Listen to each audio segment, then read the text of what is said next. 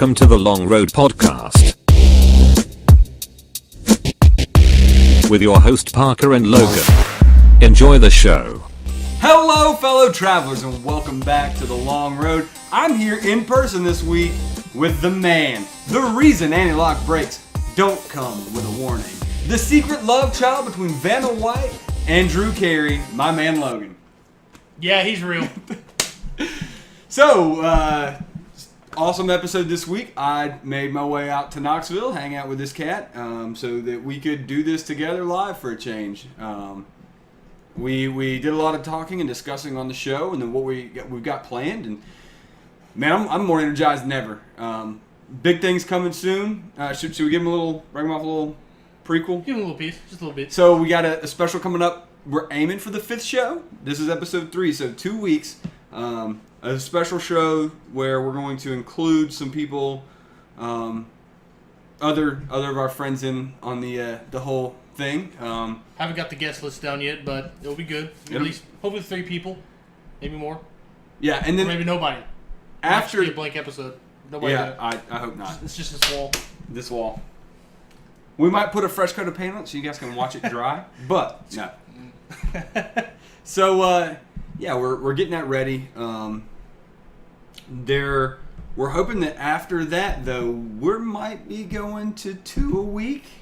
Yeah. Maybe. It'll be, Sunday night, Monday morning, like we've been doing with the current show, and then 2 on I'm guessing Thursday or Wednesday will come up. The Sunday format will follow pretty much what we do now. And then the Thursday comment will be a little more discussing, I don't know. Guests. Yeah, we'll definitely have our guests on. More specific topics instead of just whatever we want to talk about, various things. Yeah, so hopefully things move forward. We're pretty excited. We were like giddy little schoolgirls at a sleepover last night up to like 3 o'clock, and then we're like, oh my God, we can do this and we can do that. And, oh my God. It was great. So, yeah. We're pretty excited to bring you guys some pretty awesome content coming soon. But without further delay, let's get into this week's episode. So, first thing that we're kind of bummed about, Logan and I are both big proponents of legalizing marijuana. Just makes sense. Not that we are potheads or anything like that. I, as a first responder, can tell you that I have seen more incidents involving alcohol, and actually, I've never been to a call where marijuana was the factor in a motor vehicle accident or an assault or anything like that. It's always alcohol. So to me, it makes common sense that if one of those two is going to be legal, I'd much rather see it be marijuana than absolutely alcohol. Yep. Alcohol is way too dangerous and it impairs your judgment. Not that weed doesn't. Just when you smoke weed, you kind of just want to watch Family Guy. And we're not saying we're against alcohol either. No, I drink my fair too. share of beer. I'll be honest with you. In fact, Pabst Blue Ribbon, if you're listening, we would love to have you as a sponsor. I will get your logo tattooed over my heart. Just keep that in mind. I'll get it on my face. I don't care. So, yeah, so what ended up happening for those of you who have not been keeping up with it? The Obama administration had talked about reevaluating where it stood on the drug schedule, and the word on the street was they were going to move it to Schedule 2, which would open up medical marijuana at a federal level. They did not. They kept it a Schedule 1, which means it has high chances of addiction with no known medical purpose, despite the federal government's own research saying the opposite.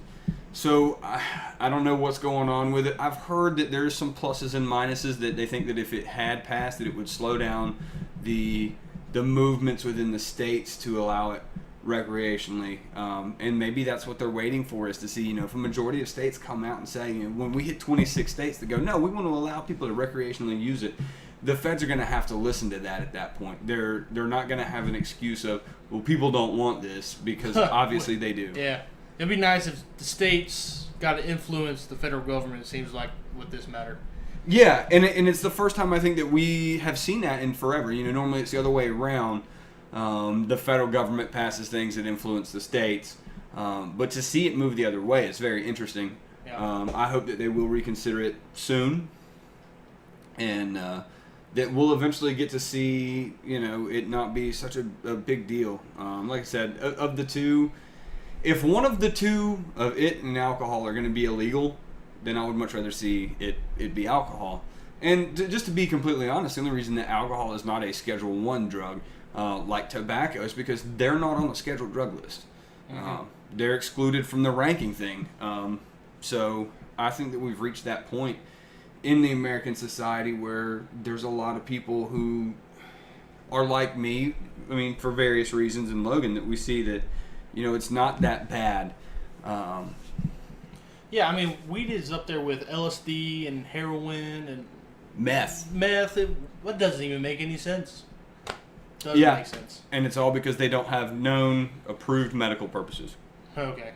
That's the reasoning, despite federal research saying the exact opposite. So, we'll keep our ear to the ground, and hopefully this will empower the grassroots movements in states throughout the United States, and we'll see it eventually come to fruition.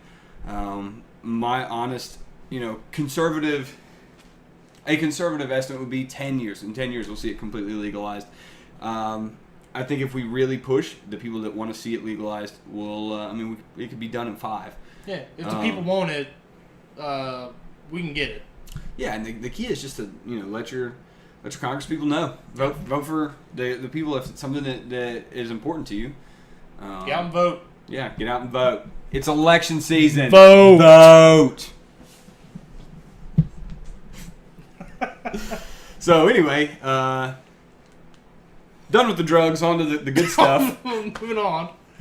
Logan was telling me about this the other day. Go ahead and... Yeah, apparently the Pentagon sent out a memo to all its employees not to play Pokemon Go within facilities because the GPS might give away secret rooms and sensitive facility type situations, But anyways, yep. So you can't play Pokemon Go if you work for the government. I can't believe that there were Pokestops and gyms there to begin with. It seems like... there's one in the White House. Yeah, but, the president's got kids. That's all that was about. Oh, yeah, true. It was red. Go Valor. Yeah. That was probably the wrong sign to put up. I don't know. What's Valor? Valor. I don't know. Whatever, who cares? We're all jerks from what I understand, so... Yeah, that's fine. We're not yellow. Yeah, I can understand some of the places. There are people that are in the White House, quite often that are not. You take tours and stuff. So. Yeah, it's not that one I can kind of see. But the Department of Defense's headquarters at the Pentagon, that's a different story. I can definitely see why they've implemented that ban. I don't understand why it was ever there to begin with, because it's not a facility that's open to the public, as far as I know. No, I don't think so. Anyways. And if it is, maybe that's something that we should reevaluate. I don't really think that... If they don't want us finding their secret rooms and sensitive facilities and what have you... Maybe let's not have an open door policy. Yeah, come on. Okay. But yeah, I don't know. So, man, this week, the Olympics, right? The Olympics. Been exciting. That's a lot of crazy stuff has happened. That's been my media intake because it's been so ridiculous. Crazy it was ridiculous before they even started. We had kidnappings. We had... Olympics branded drugs that were showing up. But some of the more interesting things that happened, a kayaker sank after hitting a sofa that was underwater. Hitting a sofa. What?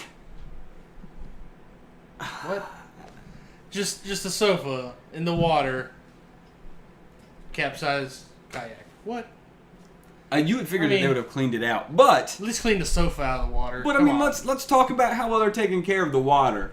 Algae is apparently a big problem in the indoor pools, not outside. Indoor pools. Indoor. The diving pool was closed a couple days ago because it was really bad green, and the competitors were saying it smelled like farts. So maybe look, I'm all about the spreading around the money that's to be made with an Olympic game being held in your country.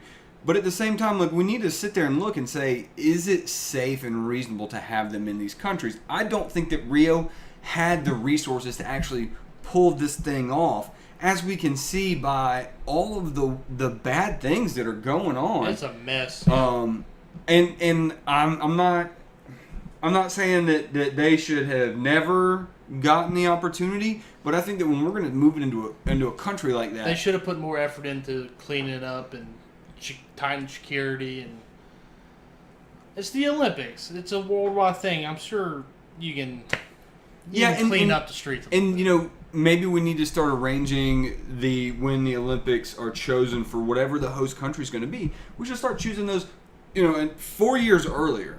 I don't think that we would have had this problem if maybe they had more time. I say that, but I'm not an expert on the whole process. Yeah. I just know that there's a lot of stuff that's gone wrong, and we should really consider, as an international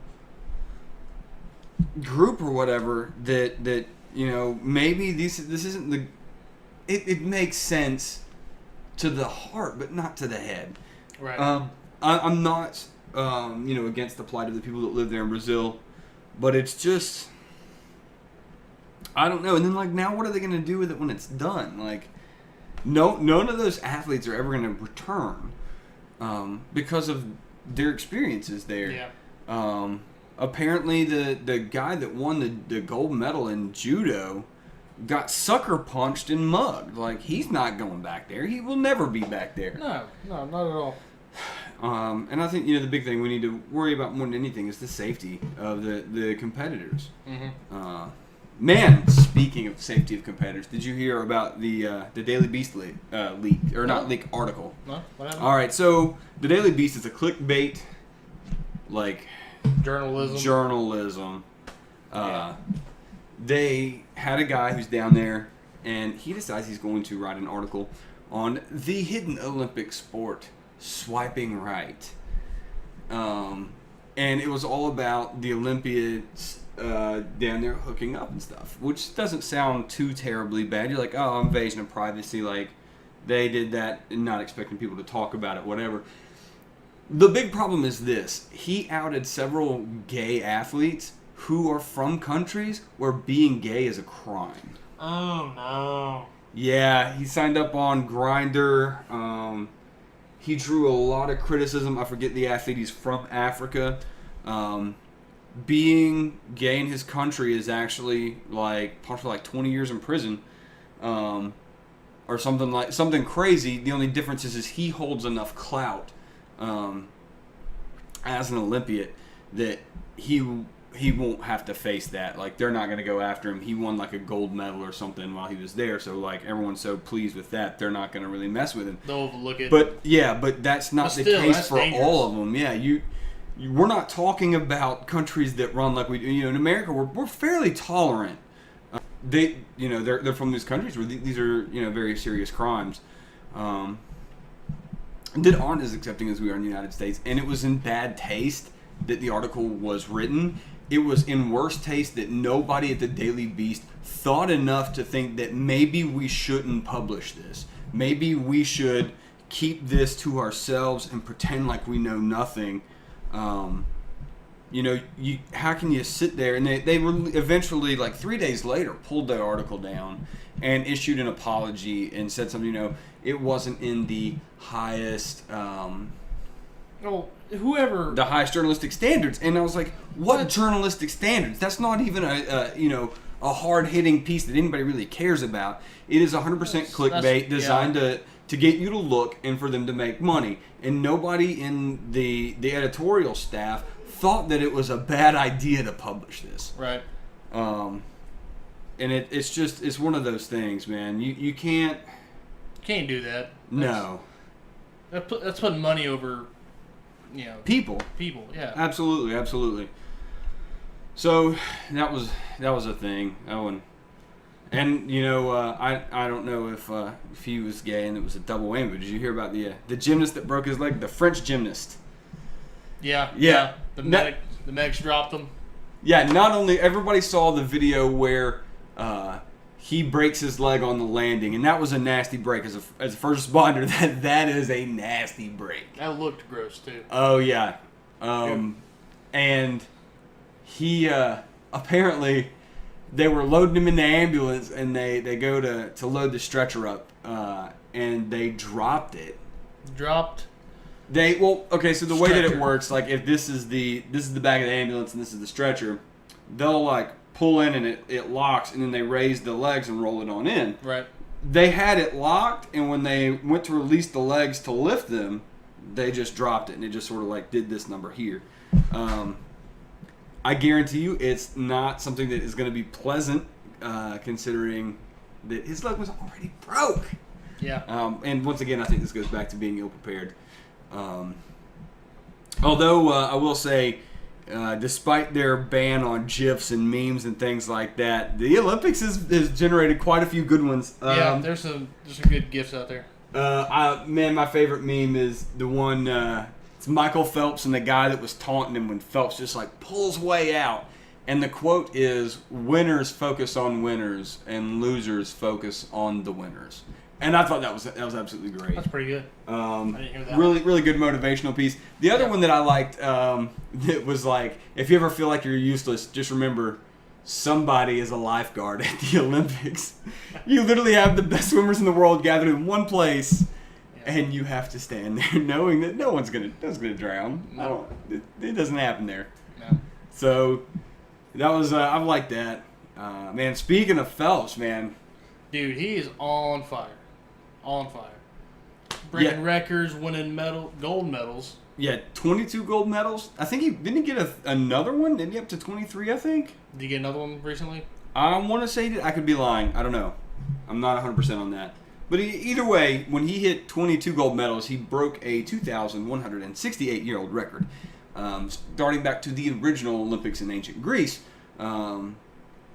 with the most medals won by a competitor. And I mean, we don't follow the original Olympics to the T, obviously. They didn't have air rifles in that time. They might have. I don't know. I wasn't there. Yeah, I wasn't there. I'm not gonna speak from experience, but I'm pretty sure.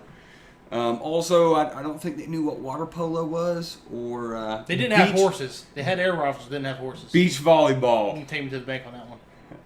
All right. They had the air rifles, but no horses. Nope. You heard it from the man himself. Yep. So yeah,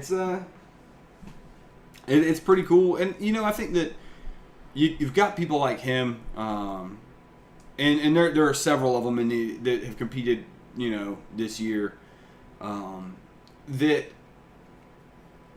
I think you reach a point when you're talking about Olympic level athletes, they are not just well trained. Yeah, there's a point where natural talent has to come in, and I'm not trying to discredit the work that they do.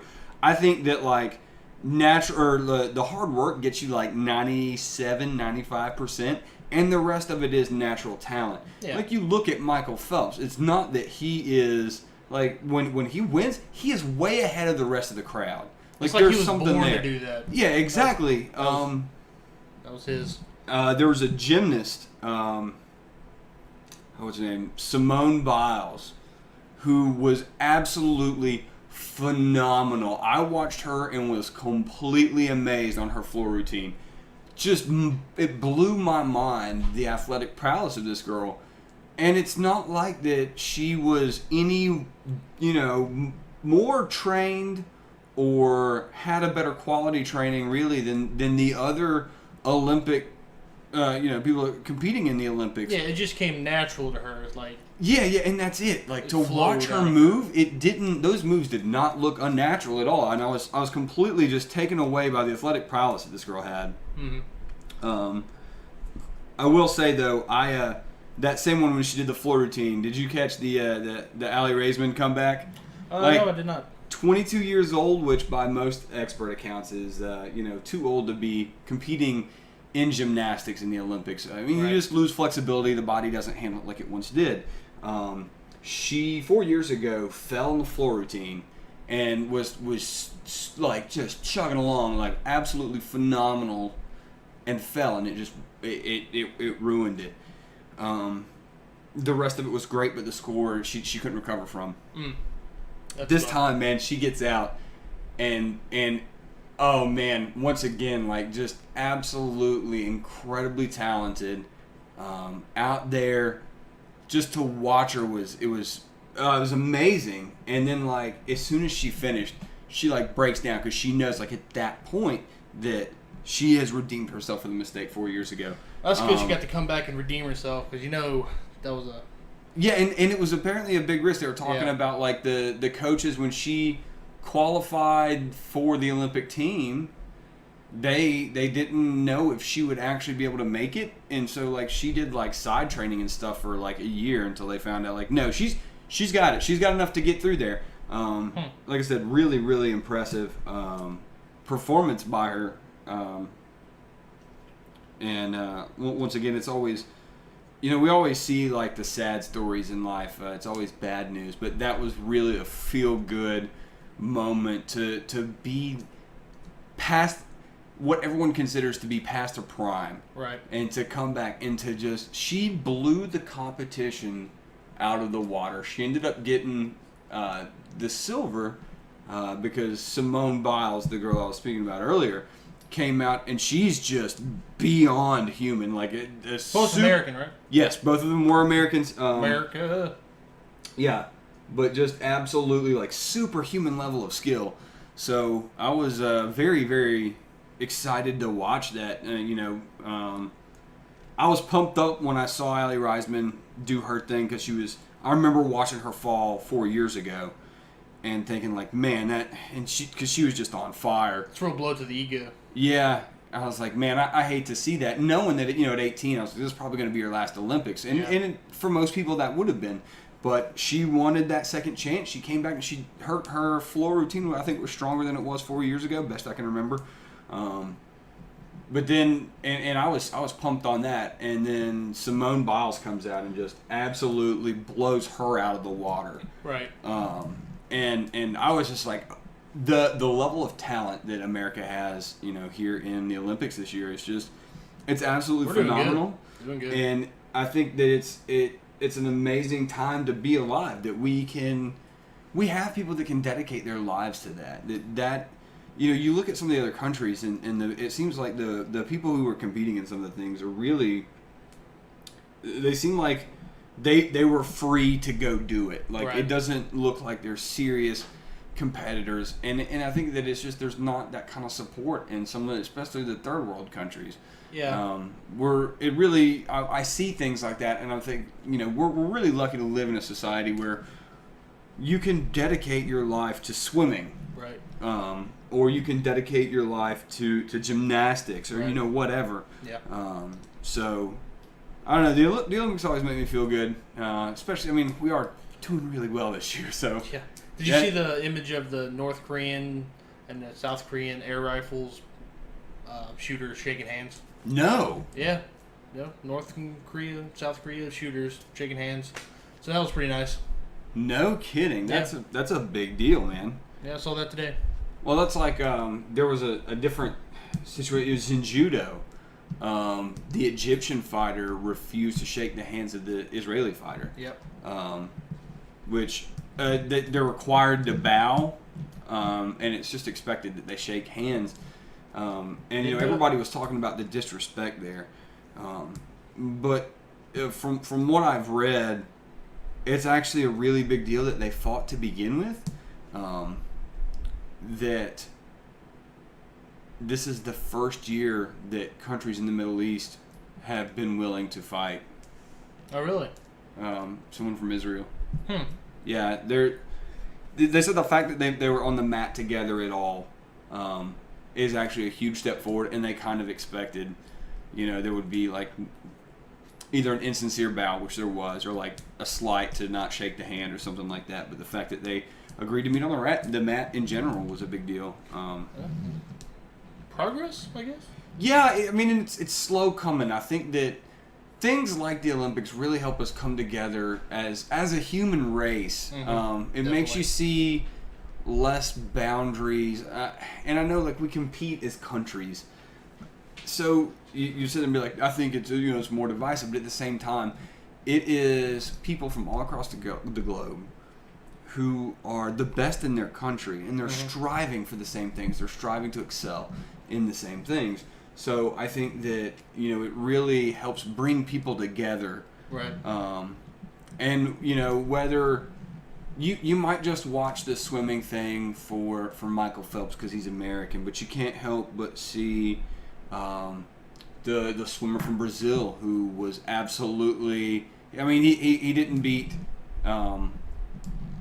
Phelps or Lochte the times that I watched, but he was good. He was really, really good. And so, you know, when it's all said and done, those guys sit down and like, you know, we are brothers not by the blood that is shared in our veins, but the blood that we have shed to become the best at our sport.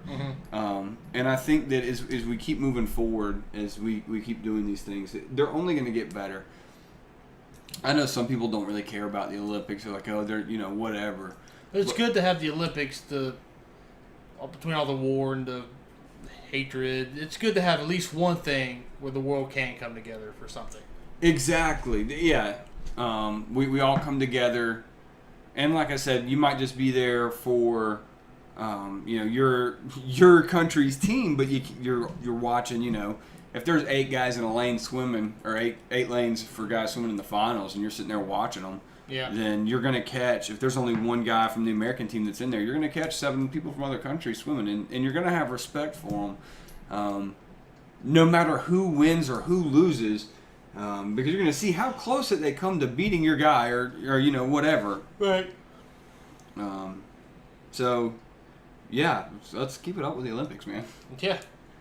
I will say maybe we should try to get into something, air rifle or air pistols or something. I'm just saying, the shooting sport, we might can handle that. Might do pretty good in that. Give it a go. I mean, we got 4 years. Yeah. The long road, 4 years to vote for us. Where is it? Somewhere. To not Rio. Not Rio. 2020, baby. It's the year of the podcast. We need sponsors.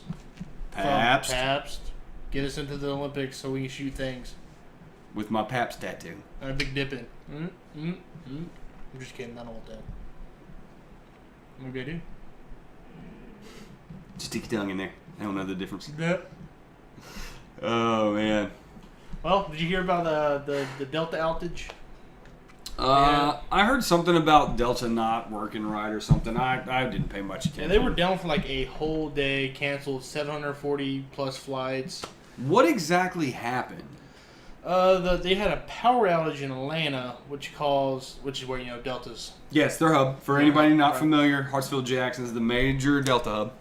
They had an outage at, I guess, one of their main base where their servers and what have you are, and it caused guests not be able to check into their flight. A list of issues, you know, all tech related, and yeah, apparently it was a big mess up because, you know, missing a flight or delaying the flight because of weather causes a bunch of issues. I can only imagine what a whole day canceled. Canceled would be like. Yeah. Because it's not like the other airlines can step up to fulfill that because they have schedules that they have to keep. Yeah. Also, last month, I didn't even hear about this one. Last month, Southwest had an outage as well and canceled about 2,000 flights, and, you know. Yeah, but if you fly Southwest, let's just be honest, you're not expecting a whole lot. Yeah. I don't know. I mean, I fly Southwest because it's cheap and get there. See, I've only ever flown Delta. I've only flown Delta once, and they canceled my flight, so. I flew Delta to Heathrow in London back in the 8th grade.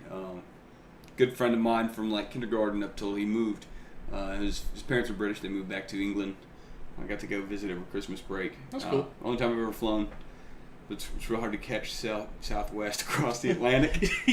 That's going to be a tough one. And, you know, we live close to Atlanta. We're about 2 hours north of Atlanta. So, you know, them being a Delta hub means you can pretty well catch a flight to anywhere there at Hartsfield. So, yeah. Fair prices?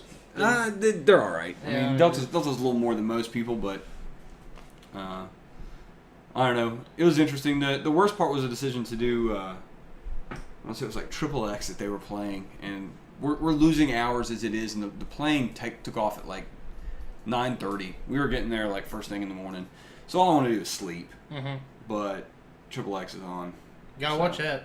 You gotta watch Vin Diesel run around and kill people. I'm not sleeping because, yes, you're exactly right. Vin Diesel. Yeah. So kept me awake all night. That's just part of it, I guess. Yep. So, anything else you got? I got anything else? You got anything? No, I guess the big adventure this week was we did come out, I came out here to Knoxville. We did drink beer at a brewery that is a castle. That was pretty neat. They built a castle to serve and make beer in. What is better than that? Yeah, it was pretty awesome. Pretty cool.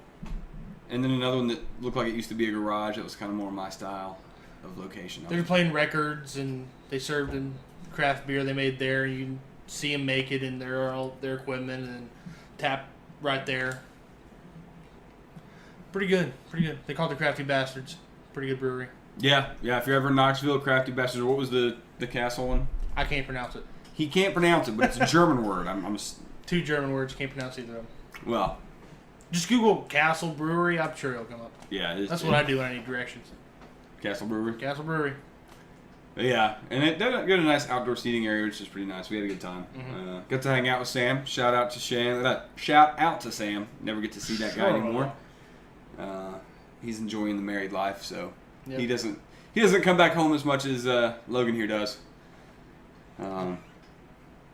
He has been doing. I will give him a shout out for his show, Eth9, ETHNINE on Facebook. He does video game stuff on Twitch. He played No Man's Sky this week.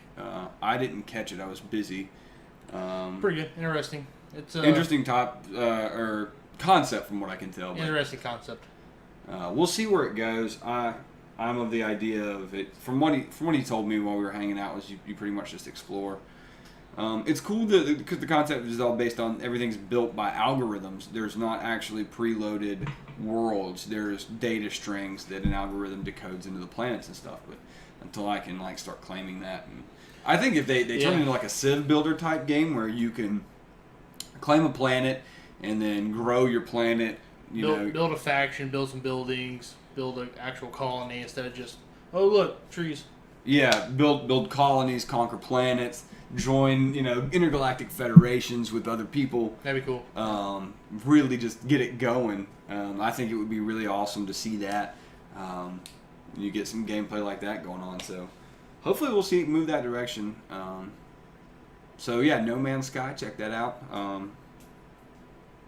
Man, what else?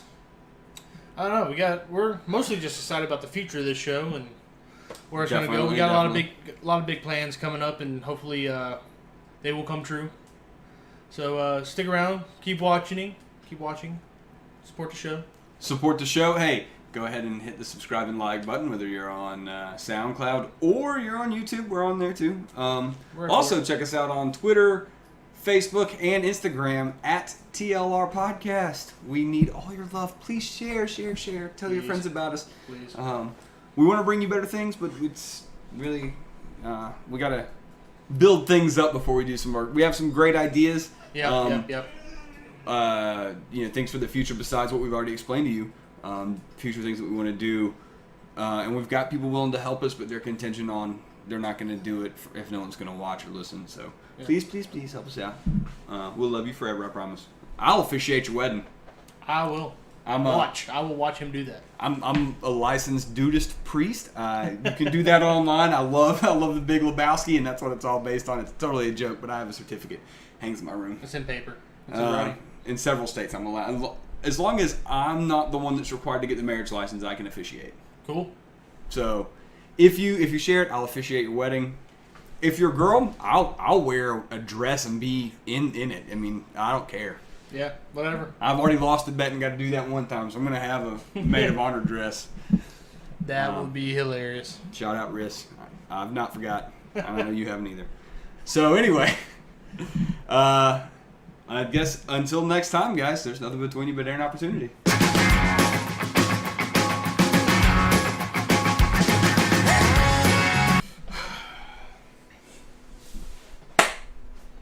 What was that? It's clapping. It might come handy for some reason.